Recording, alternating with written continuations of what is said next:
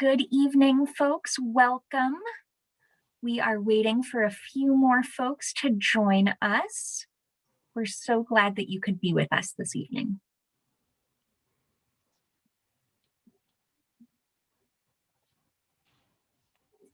Thanks again for those of you who are just joining us. We are waiting a few moments as others join the program, and we'll get started very soon.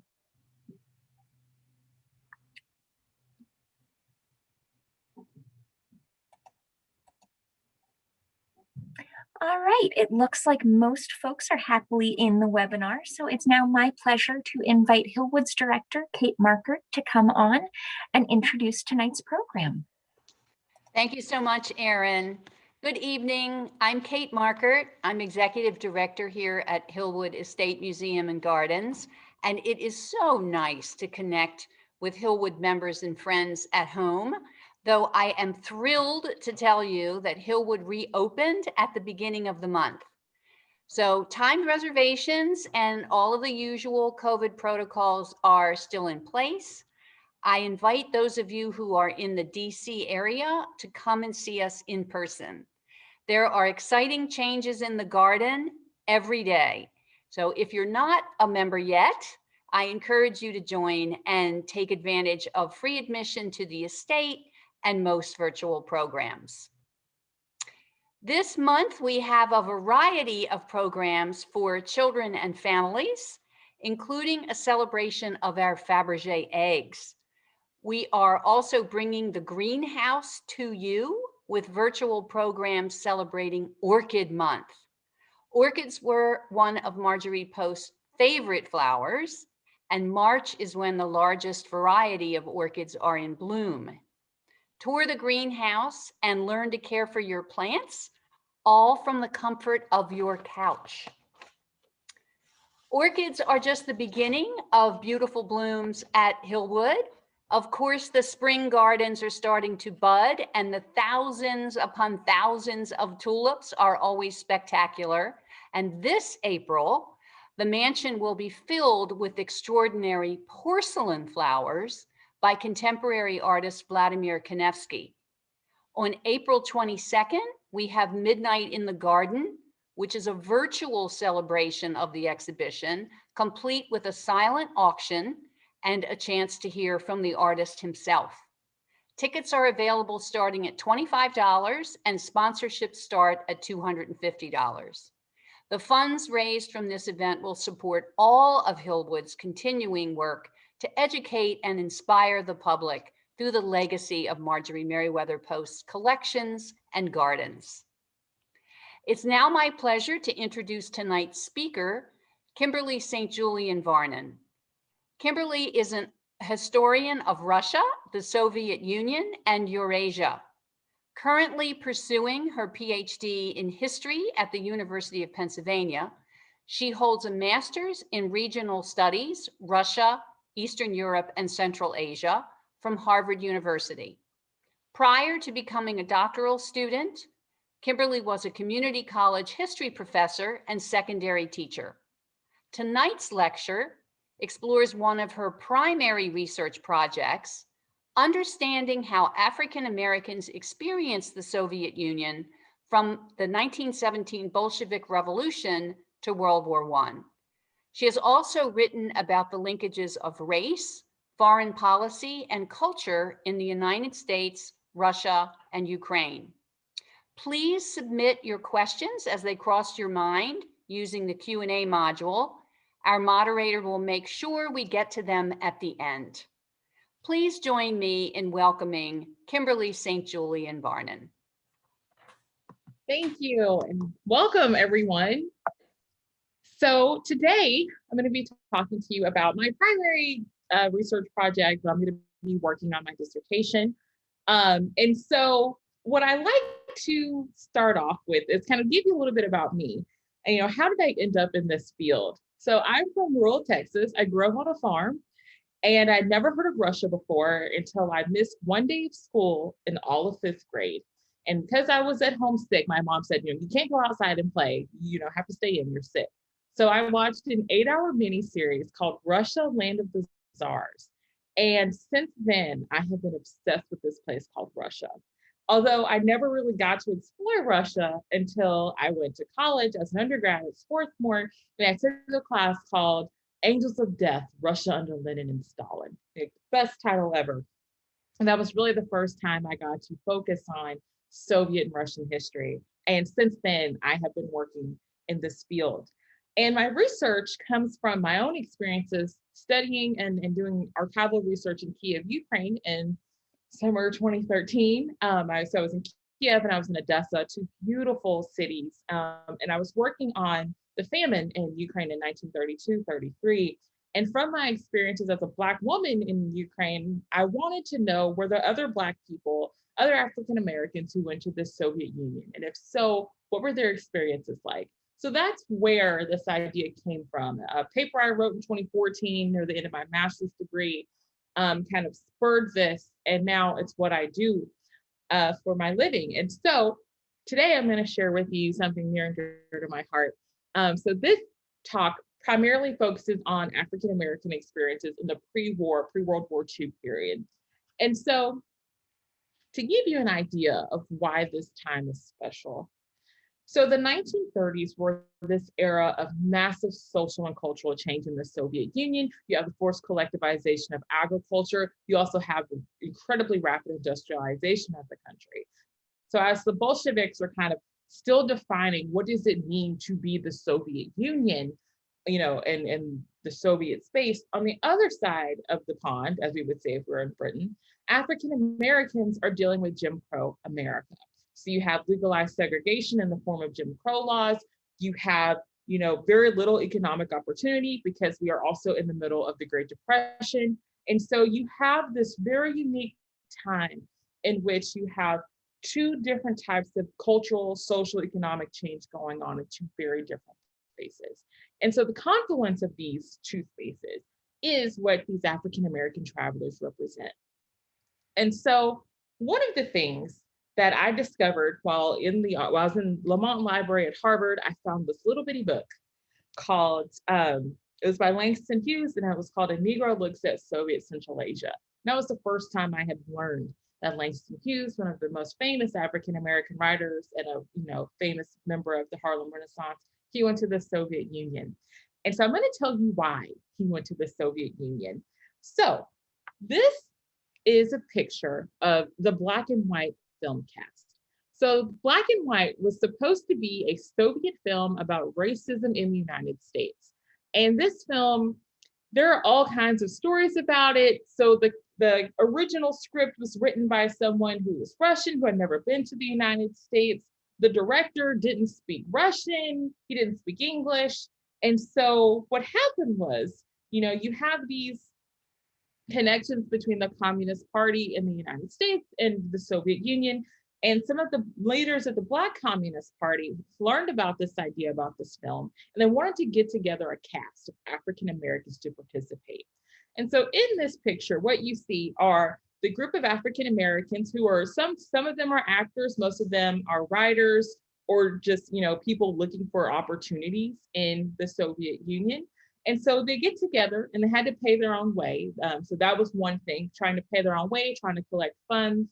And so this woman here at the bottom next to the Europa sign, Louise Thompson Patterson, she was the person who put this group together. She was doing all the correspondence, she organized it. And this group is who went over to the Soviet Union to act in this film in 1932. And if you see here in the middle, there's Langston. And this is Waylon Rudd, and that's Homer Smith, who I will get to in a second because he is fascinating. And so this group of people went to the Soviet Union to act in this film. And when they got there, the Soviets they had a very interesting reaction. So when they got there, there was like a parade in Moscow, celebrating them, showing them as, members of the great Negro race. That's how they described them. But when it came to actually filming the movie, they realized that these people weren't actors. Most of them had never acted before. And then another problem that they encountered was people didn't always believe that they were Black. And so, as you can see in this picture, we have a mixture of different skin tones. Louise Thompson Patterson included. She writes about how people would speak Russian to her. They didn't know she was Black, or they didn't believe she was Black. Waylon Rudd here, who has a darker skin tone, they believed he was Black. They didn't really believe Langston Hughes was Black. And they were also shocked that all of them had smooth hands. So this is a big deal if you grow up on a farm or if you grow up working, calluses on the hands. They expected these African-American visitors to have calloused hands, to have scars and bruises, because what the Soviet people had been told about Black people in the United States were that they were all sharecroppers. So they expected this to be a crop of sharecroppers who apparently also learned how to act somehow. So they were really surprised and kind of taken aback by what these people looked like, by how educated these people were. And so that was one or two wrenches thrown into the mix. Another problem that we have is the script. Langston Hughes writes about it. He, essentially says this script is a mess. He talks about a scene in the script in which a Black slave woman was dancing with the slave master at a ball in the South during the Civil War, which all of us who know American history know that that would never happen. So you have a lot of preconceived notions about what it was like to be a slave in this script. Now, this particular idea about the script is kind of in conflict. Langston kind of denigrates the script, and then you also have the fact that Lovett Fort Whiteman, an African-American man who was living in the Soviet Union, he actually helped kind of work with the script. So the question is, how bad was the script? There aren't many, I don't know, we don't really know of many existing copies. There might be 2 or 3 in the archives, maybe 1 in Russia. I think there's 1 in Louise Thompson Patterson's papers, but it's been very hard to get to because everything's been shut down. But there are rumors about the script. So with this group are our main cast of characters for our trip to the Soviet Union. And so one of the things Langston writes about is, Jim Crow, and he is constantly comparing his experience with, Jim Crow in the United States with what he sees in the Soviet Union. And for most of these visitors, that's what they're comparing it to, because that's their lived experience. White supremacy and racism in the United States shapes their expectations for what they see in the Soviet Union, and often are pleasantly surprised by how they're treated in the Soviet Union. Langston is on a train going from Moscow to Tashkent to Uzbekistan, and he says, I'm riding south from Moscow, and I'm not Jim Crowed, and none of the darker people on the train with me are Jim Crowed. So I make a happy mental note in the back of my mind to write home to the Negro papers. There is no Jim Crow on the trains of the Soviet Union. And so this is Langston Hughes in Soviet Central Asia. The film, unfortunately, falls apart. You have problems with the rehearsals. They have to rewrite the script. Langston is rewriting the script while they're there. And then mysteriously, their Soviet handlers tell them that, the movie is delayed. And so while the movie's delayed, they're offered the chance to travel to Soviet Central Asia, and a few of them go to southern Ukraine, so they go to Odessa, which is one of the most beautiful cities in the world. So they go to southern Ukraine, and then some of them go to Central Asia, and while they're traveling, they find out the movie's been canceled. And so there are conflicting stories on why the film is canceled. Some people argue it's because Stalin wants the United States to recognize, the Soviet Union, and so it was kind of emphasized by some leading industrialists from the United States that they would no longer be sending materials to the Soviet Union if the film was made. So that's another possibility. So we don't quite know why the film was canceled, but the film was canceled. And so about 10 people from the original group stay in the Soviet Union for a few months, and they go to Soviet Central Asia. And this is where we have Langston Hughes. So he's in Turkestan in this picture, and he's in the middle. And as you can see from this picture, he's about the same skin tone as a few people. And then in the right picture, he's picking cotton in Turkestan with the Turkmen poet, Zahir Kikilov.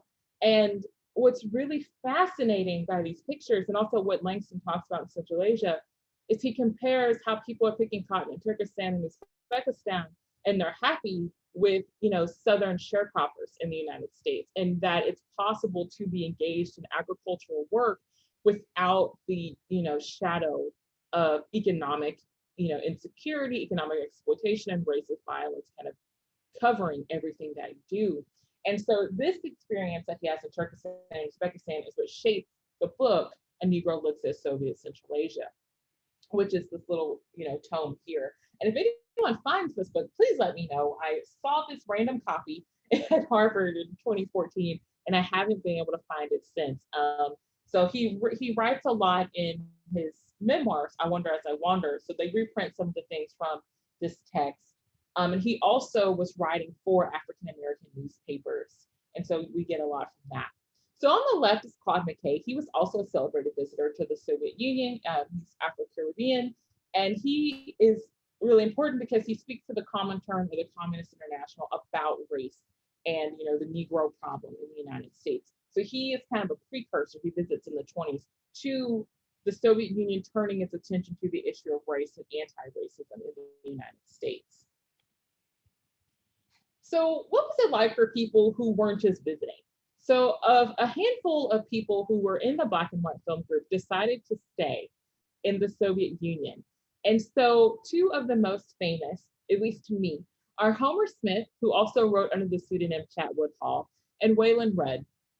And so Homer Smith is one of the most fascinating people I've ever read about. And unfortunately, we don't have a huge amount of information about him. I've been working with a couple of historians who are trying to find his personal papers because he's kind of spread around. He was in the USSR, he stayed there for a while, and then he went back to the United States. But he decided to leave America. One of the reasons was the Scottsboro trial.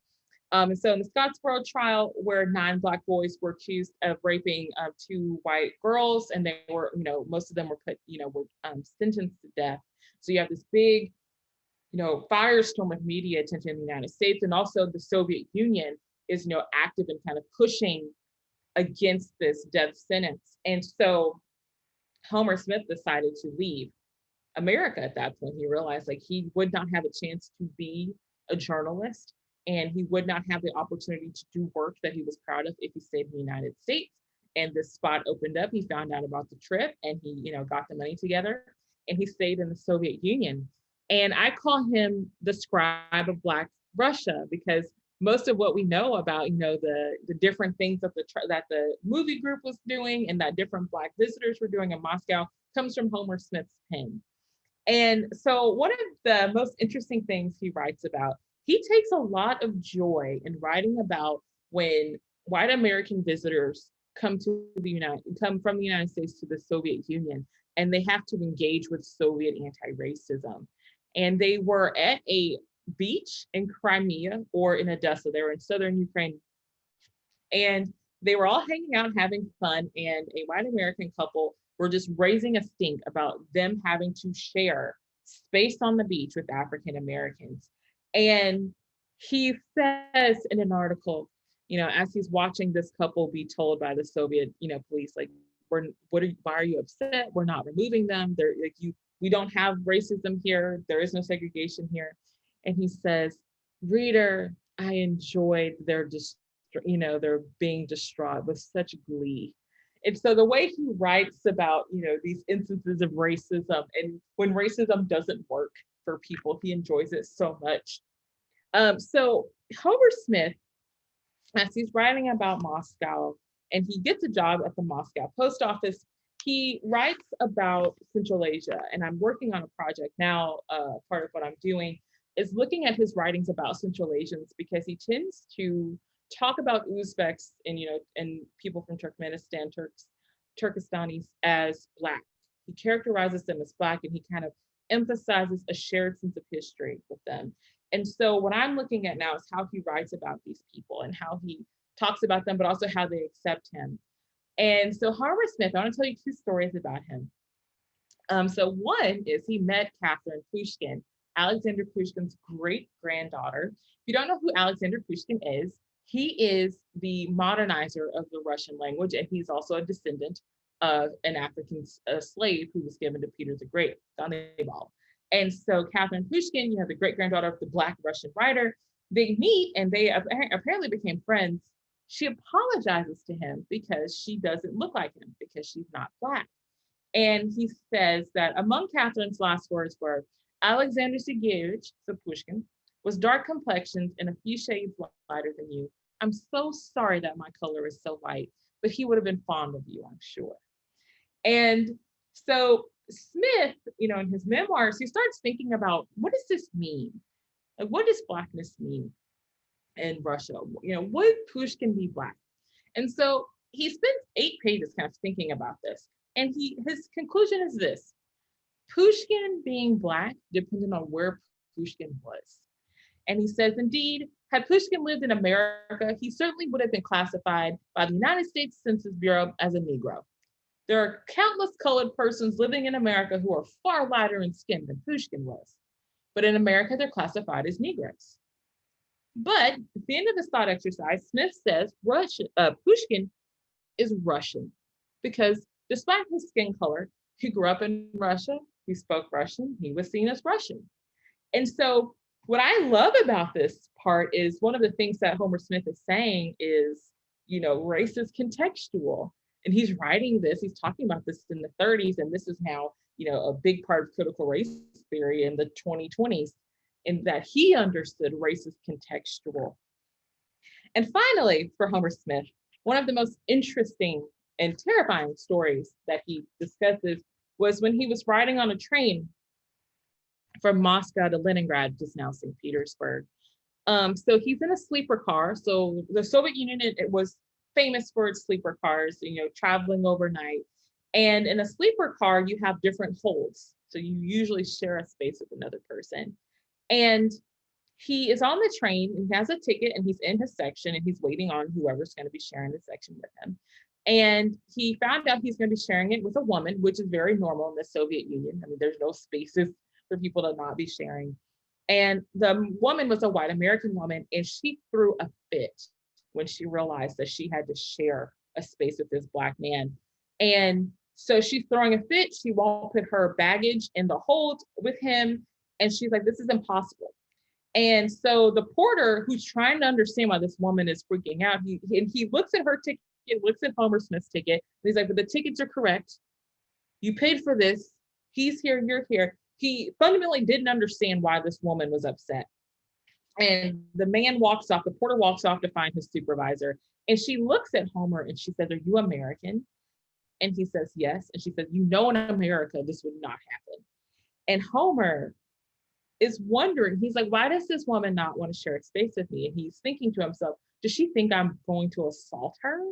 The worst tropes about African-American men that they would, assault white women. And he says, madam, what matters is you're not in America anymore. And so she's given the choice, like, you can sleep in here or you can leave. And so she ended up sleeping like in the hallway of the train. And Homer was proud of himself. He replied with dignity, but also in this context, in the United States, Homer Smith could have been killed for speaking that way, for being insolent with a white woman, for sharing a space with a white woman overnight. In the United States, it's a situation of violence. In the Soviet Union, it's a situation of empowerment where he can say, you're not in the United States and we will share this space. So Homer Smith stayed in the Soviet Union for over 20 years.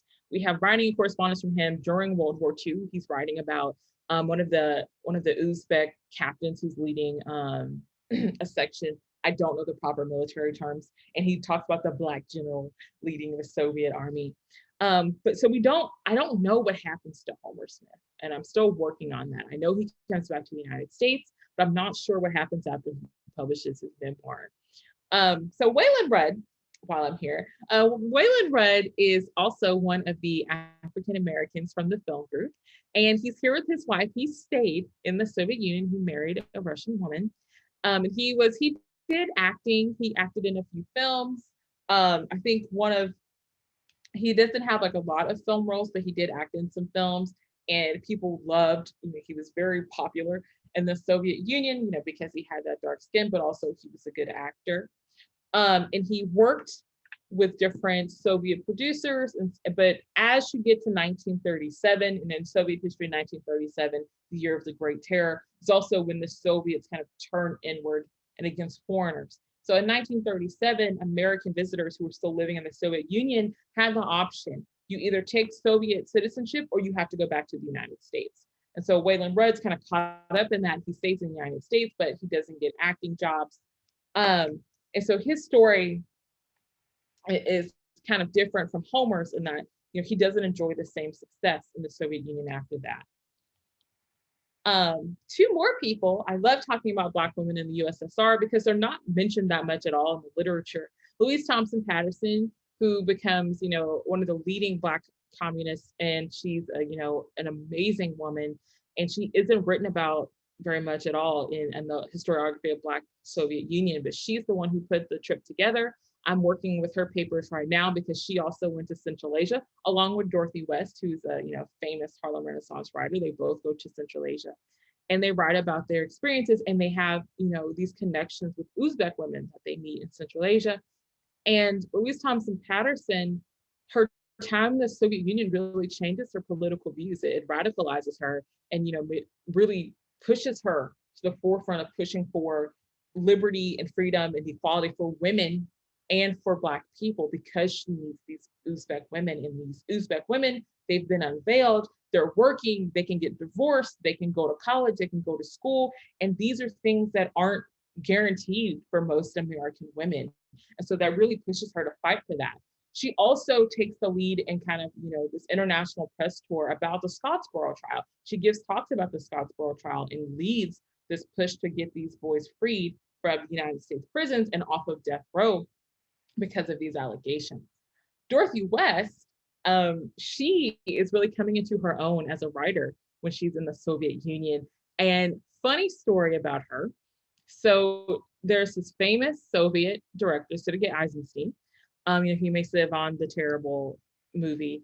And they were all at a dinner party, and he kept asking her to dance for him.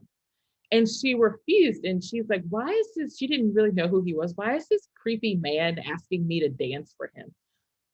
Okay, so this is what happened. Someone told him that she was a famous Black ballerina, one of the most celebrated ballerinas in the world. And that's why he kept asking her to dance for him. And he was really upset that she wouldn't dance for him. But then, eventually gets squared away that it was a joke, that she was not a dancer, and they, he forgave her, and they had tea and hung out. But she stayed in the Soviet Union. She looked for work. I think she got work as a typist, but she ended up coming back to the United States and, coming into her own as a writer in the United States. But the stories of Black women aren't told often, because when we do see Black women in the archives, it's in conjunction with Black men. I first discovered Louise Thompson Patterson because of the letters Langston Hughes wrote her. And now I have access to her papers. Her archives are still closed right now because of COVID. And so are Dorothy West, whose papers are at Harvard. But now I have access to at least some of their material. So my goal really is to shed light on the experiences of Black women in the Soviet Union, because gender definitely shaped how they see the Soviet experiment. And their time in Central Asia, seeing these liberated women, was very important to them. So I'd like to talk about these two because their stories need to be shared. And so talking about women, I'm going to tell you about a woman named Margaret Glasgow. And I got really lucky. I was reading this little volume from this letters written by foreign workers in the Soviet Union. And I found this little letter written by this woman named Margaret Glasgow. And she was a hairdresser in New York, and she could never get clients because white customers preferred, to have a white hairdresser. And she was just feeling, like there were no options for her. And so what she does is she gets a letter from her son, who moved to the Soviet Union, didn't even tell her where he went. And he's like, hi, Mom, I'm in Moscow. And, he writes her and he says, Mama, life here is boiling like water in a kettle. There's so much work that the workers can't do it all. No one here notices my Black skin. Only now and then, children meet me and they cry out, but not in spite, only in surprise. And they say, oh, look, there's a Black man. So she picks up and she moves to Moscow. She moves to the Soviet Union. And what happens there? She loves it. She says, the first word I heard was comrade. I felt at home among my own folks in my own country. And so she ends up working at the Stalingrad motor plant, and she blossoms. She becomes a Stakhanovite. So if you don't know what a Stakhanovite is, the Stakhanovites are like the NBA dream team of Soviet workers. They they go over their work expectations, and they get celebrated in the 30s as we have the first and second 5-year plans. It's really important to meet the production quotas, so they go above and beyond. And so she takes this identity very seriously, that she is a Stakhanovite, that she is a shop worker. And because of this, she gets privileges. She gets a special meal card. She gets to eat in the special shop workers cafeteria, which has much better food. She gets better housing. And she says, now that I'm living in a worker house with Englishmen and Germans, I've quite forgotten that I'm Black. I simply feel like a human being. That's all. I've even been given a special shop brigader's card for the dining room. So for her, her identity is Blackness. And I wouldn't take this quote as her saying, I've forgotten that I'm Black, I'm no longer Black. But what she is able to do is take on this celebrated and privileged identity as a Stakhanovite when she left America because she had no options for work. And so the celebration of work and the celebration of productivity is so positive in the Soviet Union. She's able to enjoy privileges really for the first time in her life. So why do I bring up Margaret Glasgow? Because, and I'll go back to the Goldens, she is the mother of this man here to the left. So his name is William Patterson, Lloyd Patterson, William Lloyd Patterson. And her son was part of this film group. And he stayed in the Soviet Union. He married a Russian woman and they had 3 children. And one of those little babies is the one he's holding, James Lloydovich Patterson. And if you've taken Russian, you know the film Cirque, or the circus. And so in this film, you have Marianne Dixon, this actress, on the right with the blonde hair, and she escapes from America and she has a secret. And there's this fascist, von Niepitz or Schipitz, and he constantly is threatening her. And we find out what her secret is. She has a Black baby. And, they call him the fascist, and he's yelling and he lifts up the little boy and he says, look at this Black child, look at what she's done. But in the Soviet Union, they're not racist. And so what do? They embrace him and they bring him all around and everyone hugs him and kisses him. And, the Schnippets is just taken aback that they aren't upset about this Black child. And so that little boy is the grandchild of Margaret Glasgow. He is an Afro-Russian and he's still famous. He acted in the Soviet Union. I think he lives in Maryland now. He's also a celebrated poet.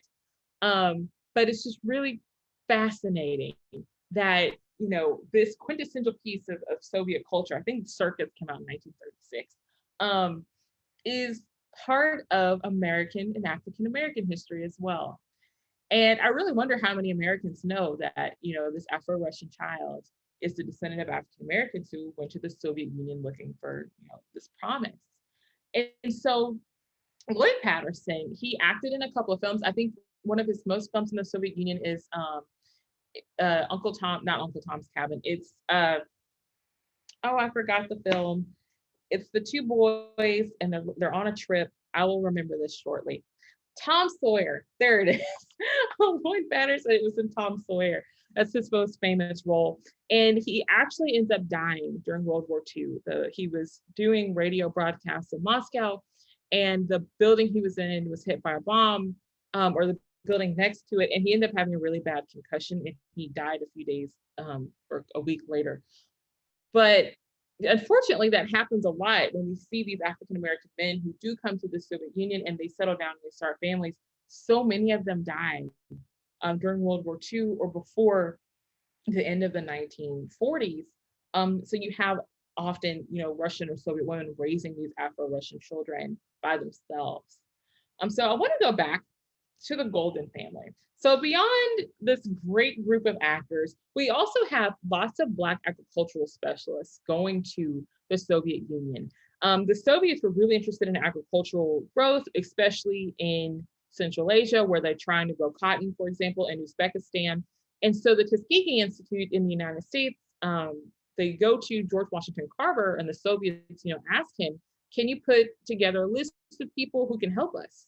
And so Oliver Golden, who is here with his wife Bertha, he goes to the Soviet Union twice, and the second time he stays, and they stay in Uzbekistan, and they help grow cotton. So one of the strains of cotton grown in Uzbekistan today is the same cotton grown in the southern United States during the 1920s. It's introduced by these African American agricultural specialists. And so what's really interesting about Oliver and Bertha Golden, they were married in the United States. So one of the reasons they went to the Soviet Union was because it was so hard for them to be an interracial couple, and they were living in the North. It was like it wouldn't have been possible in the South. And so they moved, and unfortunately, Oliver dies. I want to say Oliver died. I think he dies before World War II or some shortly after World War II. There's this really harrowing story about him. He was almost killed in the purges in 1937. They were looking for him like at his home, and he wasn't there. And that's, the reason why he ended up not getting arrested that day and taken in the purges. But his granddaughter, Yelena Konga, who's in this picture to the right, she is called, the Oprah of Russia. She is Afro-Russian. Her mother, Lily Golden, Oliver and Bertha's daughter, is also, she grew up in Russia. She was born and raised in Russia. And Yelena is a famous talk show host who's also a journalist. And she wrote a book called Soul to Soul, which is kind of like her family history of being a Jewish, African-American, Russian woman and what that's like. And what you see, and I've written about this, is how isolated she was. And she felt very lucky because her mother is, Afro-Russian or African-American. She's mixed race, but grew up in Russia, that she was raised by her grandmother who had seen racism in the United States, her mother who was, half Black, and her. So she was never, ostracized at home, but she was often ostracized in social situations. She has this really sad story about one of her first boyfriend, and she, he loves her and she loves him, but his parents are concerned about them dating, and one of his pet names for her is his little monkey. And she's talking about this, and you're like, oh my goodness, he called you a monkey, but she doesn't understand like the racial undertones of that. And she did a talk last week at the Kennan Institute. She's still alive, she's still in Moscow.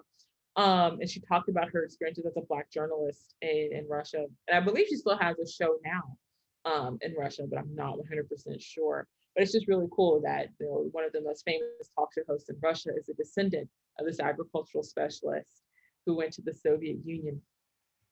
Another thing, while I still have time, I don't have a picture of him, but I do want to talk about Robert Robinson, who is I think one of the most famous visitors to the Soviet Union, mostly because of the length of time that he spent in the Soviet Union. He went over in the 30s.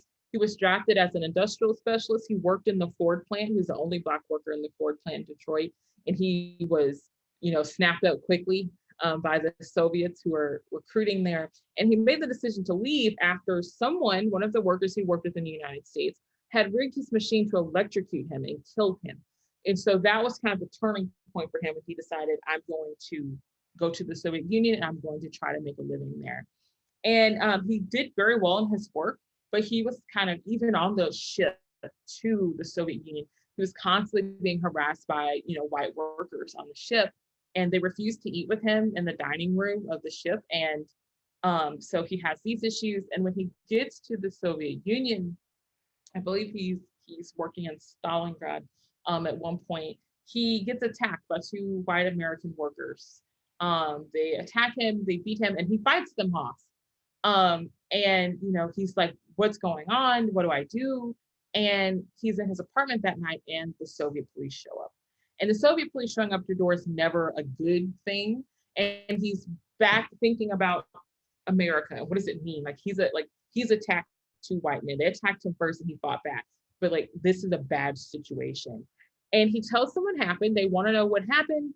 And they actually arrest these two white American workers, and they are charged and convicted, with like inciting racial hatred, and they're deported from the Soviet Union. And Robert Robinson becomes like a household name in the Soviet Union. He's all in the papers because of this big trial. He ends up going to the Moscow. He gets elected to the Moscow Workers' Soviet. And he's also very aware of how the Soviets are using what happened to him in his story for propaganda. And he ends up coming back to the United States in the 80s. He has this, really strange, Odyssey-like experience, because he stays in the Soviet Union, and then the United States revokes his passport, and he's tries to leave the Soviet Union. He moves around Europe, and I think he goes to the Caribbean, and he ends back in the United States during the Reagan era, where he writes his memoirs. And in his memoirs, he colors and tempers a lot of his experience because we're at the end of the Cold War. Cold War still raging, and you can't really express a lot of positive views about the Soviet Union at this point. And that's kind of one of the sad things about working with African American stories about the Soviet Union, is how many of them have, had to temper their experiences. Langston does. Paul Robeson, has to, his career is, killed by what he says about the Soviet Union. And a lot of them who come back who aren't famous, they don't talk about going to the Soviet Union because you won't get a job. You'll be called a communist. And that's a common misconception, is that the African Americans who went to the Soviet Union were communists. Most of them are not communists. They were not, ideologically, Marxist. It was the combination of economic opportunity and a lack of racism that really got them to go to the Soviet Union. And that was something that kind of annoyed the Soviet Union and Soviet communists, were how many of them weren't interested in communism. And I love it. Fort Whiteman, who was a African American communist, he ends up dying. Actually, he was the only African American to die in the purges. He ends up getting arrested, and he gets sent to a gulag, and he ends up dying there in 37 or 38. And so the people who were interested in communism, they don't always end up well at the end of this story. So the last couple of slides, I want to show you some of the Soviet anti-racist propaganda that we see in the 30s and 40s, when the Soviets are really focused on anti-racism. More in the Khrushchev era in the late 50s and 60s is when we start seeing the anti-colonial rhetoric, when they focus more on Africa. But this is opposed to like pre-capitalism, so under capitalism, a Black man being lynched, and there's the Statue of Liberty. And then to the right, through socialism, under socialism, everyone's happy. This multicultural space. And this is one of the least disturbing pieces of propaganda. There's a lot of propaganda from the 30s during the Scottsboro trial that has a lot of pictures of lynching. And it's really garish. It's kind of a shock to the system when you see it. And then here's Pushkin. So Alexander Sergeyevich Pushkin. So he's our modernizer of the Russian language, and he's Afro-Russian. And something that Yelena Konga said last week in her talk, we were talking about race and racism in Russia, because racism is still a very big problem with Russia towards Afro-Russians, towards African students. And she said that, Pushkin may be Black, but most Russians don't see him as Black. They see him as Russian, right? So going back to what Homer Smith said. So Pushkin is also a huge influence on Lloyd Patterson, James Lloydovich Patterson, the little baby who's now, I think, in his 90s. He writes a lot about being mixed race, and he kind of sees Pushkin kind of as a mentor in a lot of ways. And so that's kind of what I work on. And this is very particular to African American experiences in the pre-war period. After the war, you see the Soviet Union changing gears and focusing more on anti-colonialism and working with Africans and African students whose experiences are very different than African Americans. African Americans have, very privileged spaces, and they get a lot more special treatment in the Soviet Union in the 30s than African students would get in the 60s and 70s. Although they do have privileges as being foreigners.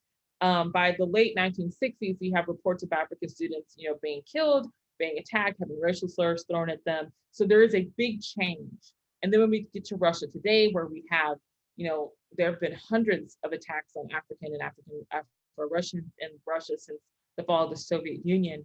And kind of what I hope my project to be is to look at, how do we get here? How do we get from the Soviet Union as this anti-racist force that welcomes African Americans and gives them opportunities in the 30s, to the situation we have now, where we have racism and attacks against Africans, and even members of the Russian government during the FIFA World Cup. One of them said, don't have relationships with the players who are coming here. Don't have mixed race babies. So we have this big gap, and I want to understand that, but I also want to share this history, because there is a place for Africans and African Americans and Afro-Russians in Russian history, but also the history of African Americans in Russia is also African American in American history. And I think that those are all important and tangential, and they all work together. So that's it for my talk, and I hope you have questions. I left lots of time. I wanted to share, if you want some suggestions for further reading, there's some history books and some memoirs. Um, so Russia and the Negro is really one of the foundational texts of the Black presence in Russia by Dr. Alison Blakely. Blacks, Reds, and Russians, Sojourners in Search of the Soviet Promise is Dr. Carew, who's writing about, she includes Oliver Golden, Langston Hughes. It's a bigger study of the different people who went to the Soviet Union. And Beyond the Color Line, the Iron Curtain looks more at the impact of the Soviet Union in ideology and forms of Black literature. The memoirs include Yelena Konga's Soul to Soul, Russian Journal, which is a volume you can read in a day. I discovered recently, and I recently wrote about by Andrea Lee, who was married to a Russian doctoral history student. And so she picked up and moved to Moscow with him. And she's writing about the Brezhnev era, and it's really fascinating. So if you're interested in the Brezhnev era, or if you want to understand the Soviet Union after Stalin, it's also a good piece. And I Wonder As I Wander is Langston Hughes' memoir that has a lot of essays that he wrote in A Negro Looks at Soviet Central Asia, because the I Wonder As I Wander is much more affordable than the rare piece from Soviet Central Asia. So that's it. Thank you. I'll open it up for questions. And I'll stop sharing my screen so I can see. Kimberly, thank you. My name is Erin Lurie, and I'm the head of adult audiences at Hillwood, and I am moderating the Q&A this evening. We do have a couple of great questions to start us off, but as Kimberly mentioned, we have plenty of time. So please do not be shy. The best way to send your questions to us is through that little Q&A module. You might need to tap the screen to make the toolbar come up, but you're looking for the little pair of chat bubbles. So, Kimberly, we have gotten a couple of really wonderful questions to start us off. The first one I'm going to pose is that Jackie Copeland asked if you could talk a little bit more about how descendants of African Americans who may still be living in Russia relate to their Blackness. Are they considered Russian? Are they considered Black? Are they Black Russians? That's a good question. So what I have found, there aren't many descendants of African Americans who are still in Russia, like Yelena Konga, but she's like a descendant of a descendant. Most of them came back, and it's because of the way that it worked with foreigners, that you had to choose between an American passport and a Soviet passport. But what has happened is the treatment of Afro-Russians. So people whose parents were, one of the parents was an African student and one of their parents was a Soviet citizen. So what has happened a lot is that their fathers or mothers who are African had to go back to Africa or went back to Africa. And so they were being raised by a mother generally who was Russian or who was Slavic. And they have really complicated relationships with that. And so there are some really harrowing stories about, in the 80s and 70s, where one man, he said they had a meeting at his creche, his little preschool. His students' parents didn't want him in class with their kids. And they told his mom, you decided to have it, right? So they're saying, you decided to have this mixed race child. And what's so sad is how many of them are not seen as Russian. They're seen as Black, they're seen as African. They are denied their Russianness, although they born, raised, speak Russian. So I'm going to speak for a lot of them, but they don't get to claim Russianness. And they're Black, but they aren't African Americans, they aren't Africans. So these are spaces and places that are foreign to them. So you have this really interesting way of trying to find an identity. And I think James Lidovich Patterson, you see this with him a little bit in his poetry, where he's trying to navigate this liminal space. But really, it's harrowing. And what I've seen in so many different interviews, the BBC did a really interesting series in Russian about Afro-Russians, as they walk in this space where if you have a Black parent who's not there, you do not fit in. But if your parents stayed, you at least had someone who understood you. But trying to navigate spaces in which you aren't seen as Russian, but you are Russian, or even in Ukraine, you have the same problem with Afro-Ukrainians. One Afro-Ukrainian journalist said people were offended when she spoke Ukrainian. She's Ukrainian. She speaks Russian and Ukrainian, but they got angry at her for speaking Ukrainian. Someone said like, "Oh, you just let any animal learn Ukrainian now?" So these are very real issues of, and sometimes life and death issues that these people are facing. But Blackness works in a very different way. It's very contextual in the former Soviet Union, but also like Central Asia is different, right? So being Black in Central Asia is not the same, because it's when one man was talking about his time in the Russian military, he was in the Caucasus and he was in Central Asia. They accepted him there. That was the first time he felt accepted as an Afro-Russian, was in Central Asia. That's a really good question. That's something I want to get into, once I somehow get to an airport and everything opens up again.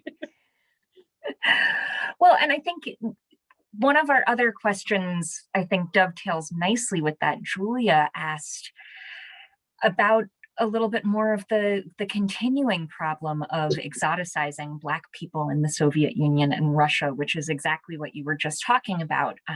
And Julia asked whether you think the fall of the Soviet Union or the influence of US racism played a part in that current reality. Oh, definitely. Just from my experience in Ukraine, I was constantly stared at. People took pictures of me. And Black women are exotified, and Black men are also exotified, but the treatment between genders is very different. And one in the 20 teens, the Russian oligarch was dating Naomi Campbell. And so like having a Black girlfriend kind of became a status symbol. And so like you have this exotification of Black women. But I think that this isn't new. Like even in the Louise Thompson Patterson complains about this, how these Black men are cavorting with these white Russian women, and she's worried. She's like, your behavior can, influence how they think about us. And also because of all the propaganda about African American men attacking white women, she's very concerned about these relationships. But as you've seen, like some of them got married to Russian women and had, mixed race children. So even in the 30s, you kind of see this exotification. And it also includes exotification of Africans in the 60s and 70s. But now it's exotification, but also US racism definitely influences Russian racism. I've written about this, and including just my personal experience when I wrote about a Russian film called Brat 2, and he comes to the United States and he goes to Chicago, and the way African Americans are portrayed as, drug dealers, as pimps, as homeless people, there are no like positive representations of African Americans in the film. And the pushback I got, I got a lot of hate messages about what can I know about Russia. I'm Black. I don't speak Russian. Like I have tortured myself learning Russian declensions for years. I'm learning Old Church Slavonic, ancient Russian. So I'm doing all these things. But this idea that Blackness and Russianness cannot come together, right? So you have exotification, then you also have these racial discourses that Russia cannot be Black or that Russia is solely white, which is unfortunate because Russia is one of the most ethnically and culturally diverse countries in the world. And when we have this idea, and you see this, and I've written about this as well, how like white supremacist groups see Russia as this white place, this place of white Christianity. It harms people in America and it harms people of color in Russia and in Central Asia, right? No one wins from this. But these kind of processes are influencing each other. This exotification and these discourses of race in America are definitely influencing Russia. And is that something that also goes back historically? That one of Sarah Williams asked when you were talking about Homer Smith on the train early on, is that when you start to see some of this blending and exporting racism from America? It's surprisingly, so not with Homer Smith. So in the 30s, you don't really see it. And what I think happens, this is me just, hypothesizing, it really starts these issues of like violence and racism against people of color. Well, not people of color, Central Asians and people from the Caucasus, their histories go back to the Russian Empire, but specifically against Black people. You see this with African students in the 60s and the 70s. And the same discourse, one of the biggest complaints is you're taking our women. And there's a story I read either in the Moscow Times or the BBC Russia service where she was talking about her African friend, and her was sitting on the train, and her African friend had his daughter, and people were just staring at them. And this is in the late 70s. They were staring at them, and he got and took his daughter, and they left. They were at their subway stop, and people were saying to her, "How could you be friends with that? Like, what's wrong with you? Like, you can't save yourself for a Russian man." And so this is a very strong impulse to kind of judge African students, especially male students, and to say that they need to protect Russian women from male students. So these same racial discourses we see about Black men and white women in America in the 20s and 30s, we see replicated in the Soviet Union in the 70s and 80s, and very much now. This is still very much a complaint, and oftentimes presents danger to African men in Russia. So like, for example, I was in Ukraine, but I was a woman, so I was exotified, but my presence wasn't seen as an existential threat, right, to the Ukrainian people. So I hope that makes sense. But I think the change really does come in the 60s and 70s. And part of that also is this discourse around Africa, kind of being like the African independent states being needy and needing the Soviet Union. So that's also some of these negative discourses. And then the way that African students got privileges and they got to go to the foreign store when Soviet people weren't allowed to. So I think you also have some animosity there that kind of leads to that. We've got a couple of questions that I'm going to try my best to knit together because I think they have a very similar theme. Talking about how the USSR under Stalin was a dangerous place for everyone, but at the same time, African Americans who had gone during the Harlem Renaissance, the 30s, were finding so many better opportunities in Russia. So Kiana asked, why would foreigners choose to leave Russia and return to the United States? And Elizabeth Moore asked whether Black Americans in the USSR saw the dangers of the Gulag as being preferable to coming back to the racism they faced in America. Those are good questions. So the first question, like, why come back? One option is most of them who went, especially like the group, the Black and white group, they weren't going to stay permanently. That was never kind of in the cards for them. But Homer Smith stayed. He had a great journalism career, but it's also, home, right? And it gets, if you've ever been to the region, it does get tiresome if you're the only person who looks like you. The stairs get old, things like that. And so they come home, they want to come home to their families. But Margaret Glasgow, she comes back, and there's an interview with her. I just found it like in the digital archives, and they ask her if she's back permanently. She says no. She's, I'm just here visiting my family. I'm going back to Russia where I'm a person. And I don't know what happens to her after this interview. I don't know if she goes back and she comes back, she stays in the United States. I don't know what happens, and I'm going to figure this out. So there's people like her, but also so many of those who stay die in the 30s and 40s, right? So do they have an option of coming back? And then there's another agricultural specialist. His last name is Roan. He goes to Uzbekistan and he ends up coming back, and it takes him ages to get his family that he started in the Soviet Union back. But he comes back, and his son's name is Joseph Stalin Roan. There is an Afro-Russian named Joseph Stalin Roan who comes back to the United States as a kid, and I'm just wondering what his life was like being Joseph Stalin Roan. But so many of them come back because America is home. And I think that when it comes to like the dangers of the Soviet Union, and it is like this cognitive dissonance, right? I mean, 32, 33, my master's thesis is about the famine in Ukraine. So I know what's going on in Ukraine and southern Russia and Central Asia and Kazakhstan. at the same time. And so what we also have to understand is most of these people who go, the agricultural specialists, are working in Central Asia. This acting group, they go to Moscow, they go to Odessa, but they don't have free reign. They can't just go wherever they want.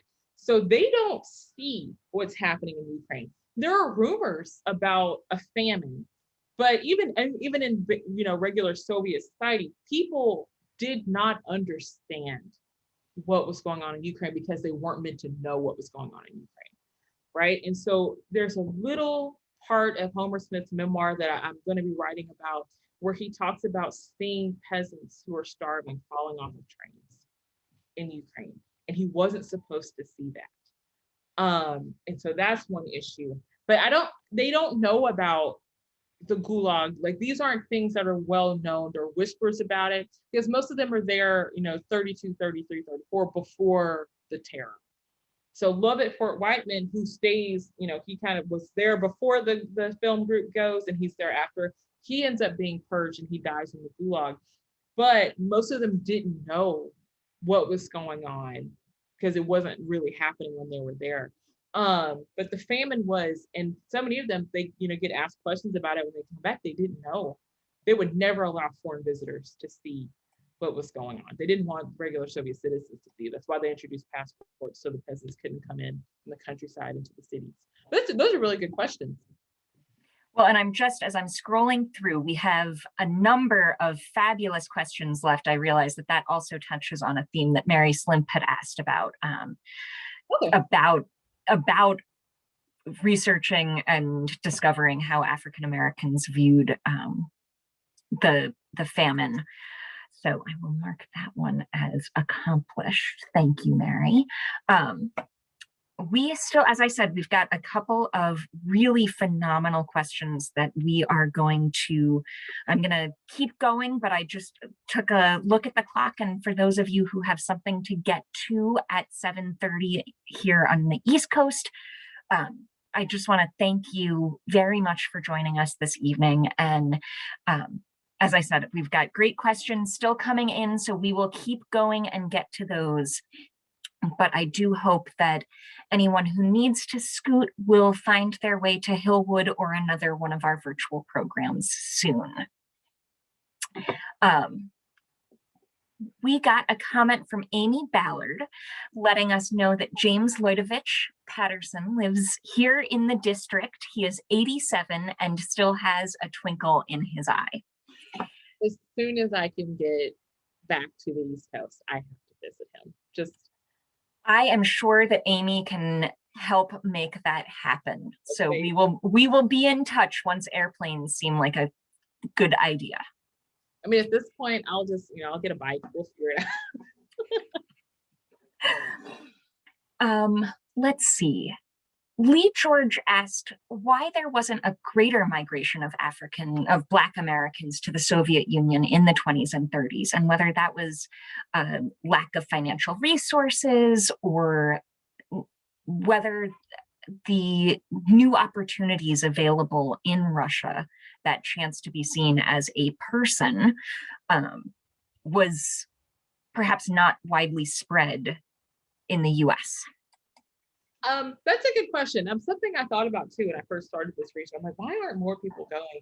The big thing is it's incredibly expensive. And so the Black and White film crew who went, like, they fundraised, they had some sponsors. It was incredibly expensive to go. And when you were recruited, though, so like Robert Robinson, Oliver Golden, some of the agricultural specialists, the Soviet Union, they signed contracts with the Soviets, paid their way. So that was one aspect. Also, another thing is, and Margaret Glasgow talks about this too, when she first gets to the Soviet Union, she expects them to be racist because she sees them as white. So you also have that too. Like, why would I go to some other country just to be, have racism? But also they're communists. So, people weren't dealing with that. But I also think just thinking about where most African Americans are in the 30s, in the Cotton Belt still, living in poverty, people did not have the financial ability to go. And if you did have the financial ability to go, being able to get in touch with someone who could help that process was also dangerous, right? Because you say, I want to go to Russia. are you a communist? You'll get fired, things like that. So it's very tricky to do so. And so what I'm interested in, and I'm still looking at, is what happened to a lot of these agricultural specialists when they come back to America. Were they able to get jobs? Maxime Matusevich has written an article. It's an academic article, but it talks about how when they come back, they had to go through the American Embassy in Estonia. And so a lot of people, a lot of African Americans, and they changed their stories. They talked down about the Soviet Union. I had a terrible time. I never want to go back, because everything that you said in your exit interview was being written down. You knew it was going in a file somewhere, and you did not want to have that red mark on your file as being a communist. So it's really interesting. I discovered that article last year, but Maxime Matusevich is also an academic who's doing a lot of great work on Blackness and Africans in the Soviet Union. So he probably knows more about that too, from the side of the State Department. Well, and that touches on repercussions that African Americans who returned faced. And you talked about that a little bit. Jackie Copeland also asked specifically about why the US was so adamant in calling Paul Robeson a communist, whether he had ever joined the Communist Party or any other information linked to that. So I work mostly on the pre-war period, and so Robeson's a little bit out of my purview, but I do know the constant calling him a communist. And one of the issues is because he didn't really walk back his celebration of the Soviet Union. And even now, there are articles written calling him a Stalinist and denigrating him. And I think one of the key things about understanding why Paul and Aslanda, his wife, enjoyed the Soviet Union, I think you really have to understand the physical and emotional and spiritual toll of white supremacy and racism to understand why he continued to support the Soviet Union, even when the news and reports came out about the terror and some of the horrors under Stalin.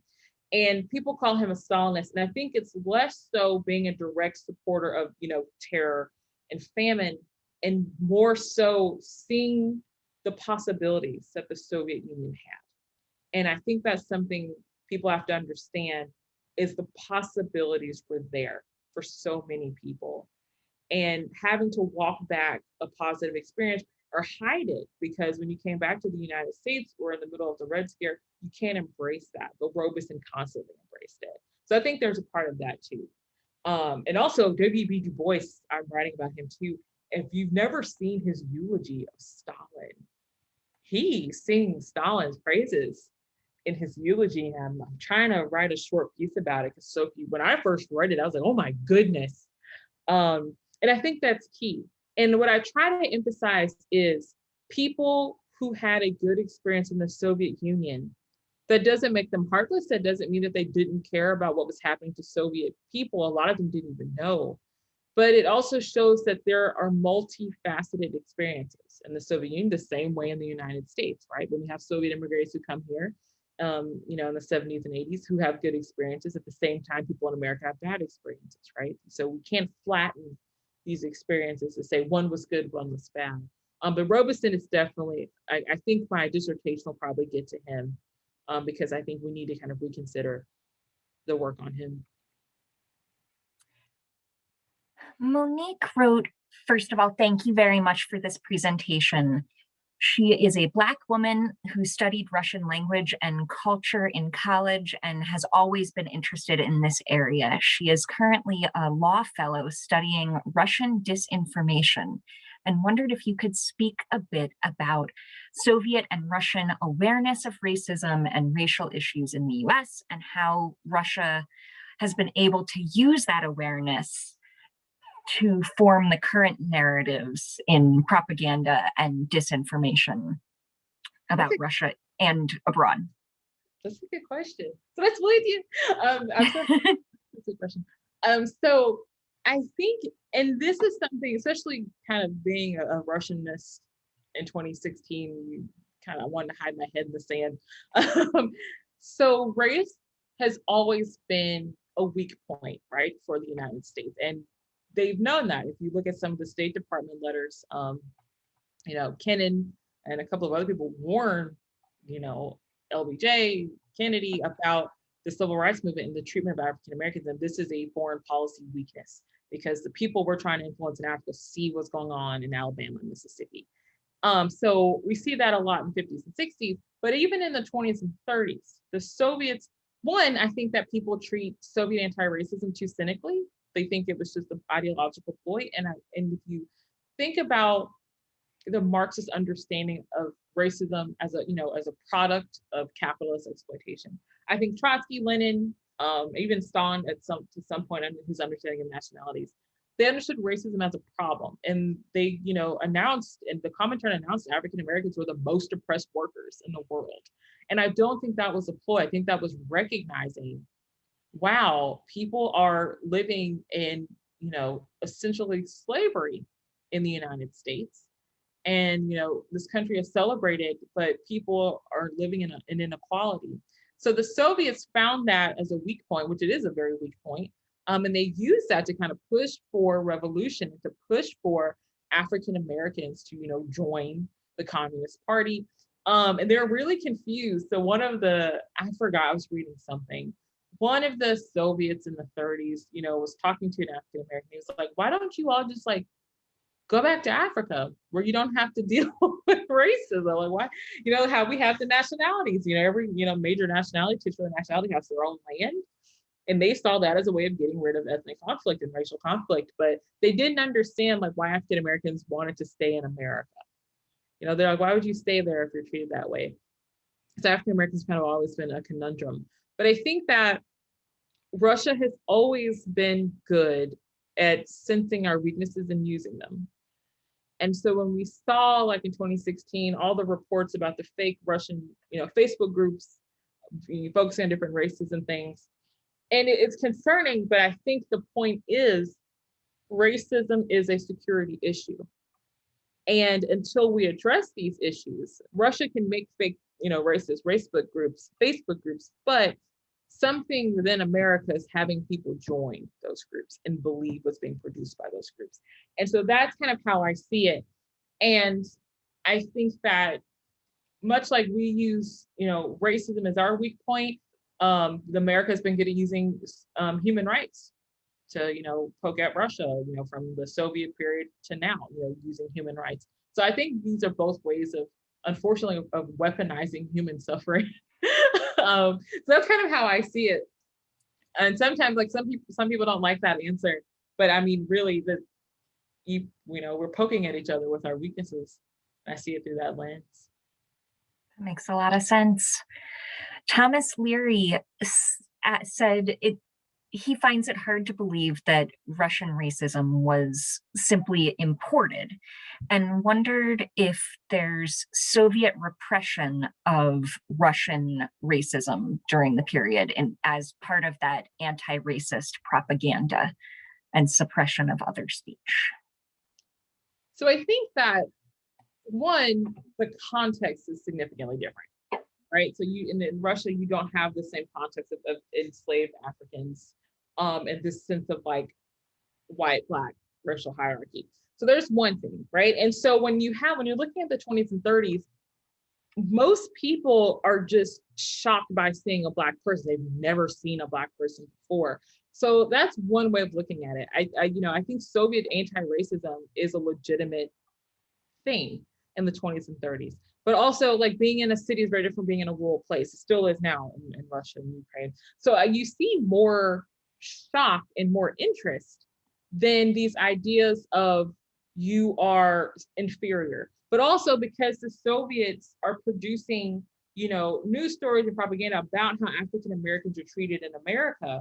When so people meet African Americans, a lot of them ask, are you okay? What was done to you there? So they do these conversations.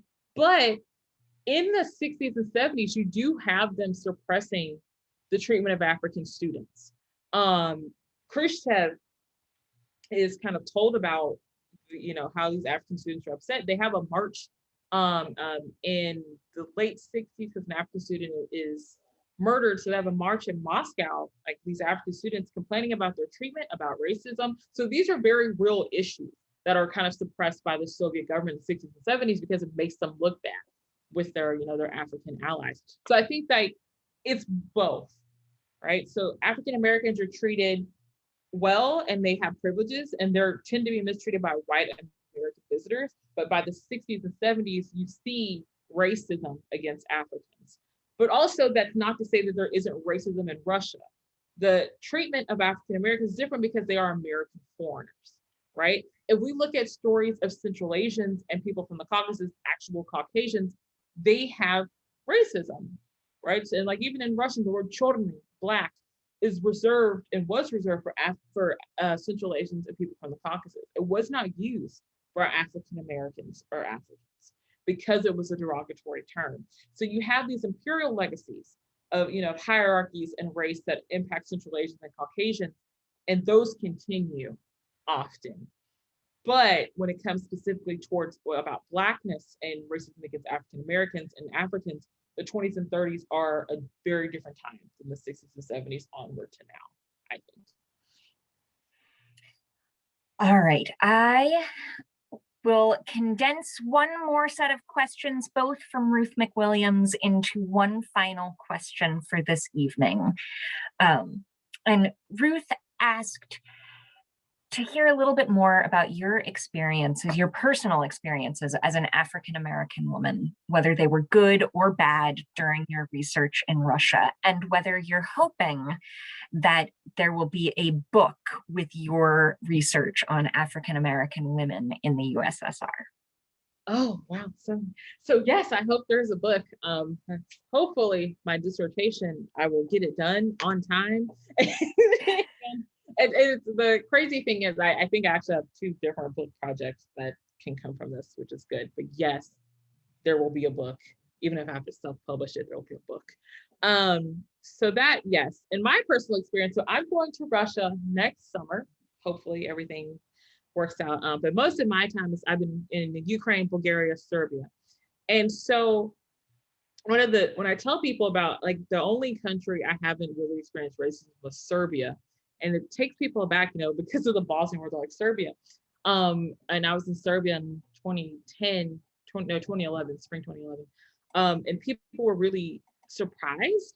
There are hundreds of pictures of me in Serbia, Bulgaria, Ukraine. There are hundreds of pictures of me. People would take pictures of me. People would like ask me to hold their kids and take a picture with me because I was the first Black person they'd ever seen. And I've written about my experiences in Ukraine. I was in Ukraine longer because I was doing research. And it was terrifying in a lot of ways, because if you ever Google racism or racist attacks in Ukraine or Russia, the results are absolutely terrifying. And I made that mistake of researching that before I went to Ukraine. And I was stared at a lot. I had pictures taken of me. I ran into skinheads one time when I was on the subway, and I was very lucky. I was very careful too. I never traveled by myself at night. When I was on the subway, I only took the subway during the day to go to the archives. I would get onto the subway. I would have my back to the seat so I could see out, and I was always near the exit so I could get out if skinheads got onto the train. But the only time I saw skinheads, I was coming out of the subway, going up the escalator, and they were coming down. And they're like shocked to see me. I was shocked to see them, and I kind of just froze. And luckily there was a police officer from Kiev who was there who kind of like saw the situation, and I literally ran the entire way back to my hostel I was staying at, and I didn't leave. So there are some hair-raising, situations like that. But then also, I love Ukraine. I had a really good time meeting Ukrainians. There was this really nice lady, and I would see her every day when I was walking back from the subway. And she worked at the Morozhnoye, so like the little ice cream kiosk. And I would talk to her every day, and she would say, like, "Does your mom know you're here? You're here by yourself. Why are you here?" And I met a lot of people who just were really kind and caring. And we're always shocked. They're like, "Why are you here? Why do you care about Ukraine?" Yeah, because I do Ukrainian history. So it goes both ways. And like Russia is different. And I'm gonna take very much of the same precautions. I'm not gonna take the subway by myself. I don't go out at night. And these are just some of the things I have to do to be safe. But what I'm thankful for, and even when I was in Kiev, when I was in Ukraine, I can leave. I have an American passport. So, I really think about the Afro-Russians, and especially right now in Russia, Central Asians who don't have that opportunity, who have to deal with, the constant discrimination, and they don't have that. So I'm always thankful for my American passport. But yeah, I think I do hope that, like, I hope it gets better. That's why I do this work, is I hope it gets better. And I think teaching and sharing culture and knowledge is one of the best ways to show like how ridiculous and unnecessary racism is. So that's hopefully what I will do, and hopefully my books that I will write will do that, be translated in Russian, and be great. Well, please, please, please keep us posted as the books get closer. Kimberly, this has been an absolute delight, and the chat is full of thanks so much for joining us. And for our visitors who are still here, I just want to say thank you again for joining us. You will be automatically redirected to a short survey when the webinar ends, and I appreciate your feedback. It helps us develop and refine our programs. Those of you who are here in the DC area, please come and visit. And those of you who are not, please hop on a plane when it seems safe and wise to do so. Kimberly, thank you so much. Thank you.